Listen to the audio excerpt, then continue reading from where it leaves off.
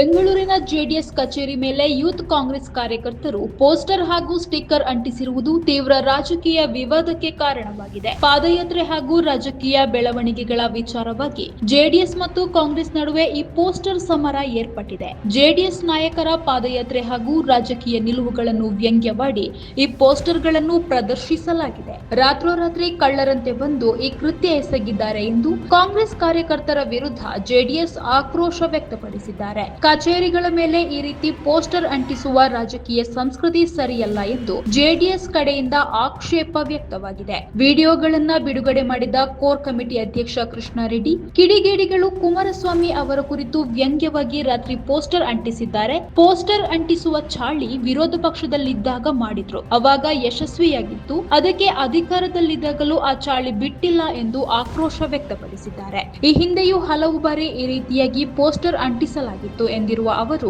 Srirampura police ಠಾಣೆಯಲ್ಲಿ ಈ ಹಿಂದೆಯೇ ಕೇಸ್ ದಾಖಲಿಸಿದ್ವಿ. ಬಿಡದಿಯಲ್ಲೂ ಪೋಸ್ಟರ್ ಅಂಟಿಸಿದ್ರು, ಅದಕ್ಕೂ ನಾವು ದೂರು ಕೊಟ್ಟಿದ್ವಿ. ಇದೀಗ ನ್ಯಾಯಾಲಯದ ಮೂಲಕ ಹೋಗಿ ಎಫ್ಐಆರ್ ದಾಖಲಿಸಲಿದ್ದೇವೆ ಎಂದಿದ್ದಾರೆ. ಈ ಘಟನೆಯು ರಾಜ್ಯ ರಾಜಕಾರಣದಲ್ಲಿ ಕಾಂಗ್ರೆಸ್ ಮತ್ತು ಜೆಡಿಎಸ್ ನಡುವಿನ ಮಾತಿನ ಚಕಮಕಿ ಹಾಗೂ ಸಂಘರ್ಷವನ್ನು ಮತ್ತಷ್ಟು ಹೆಚ್ಚಿಸಿದೆ.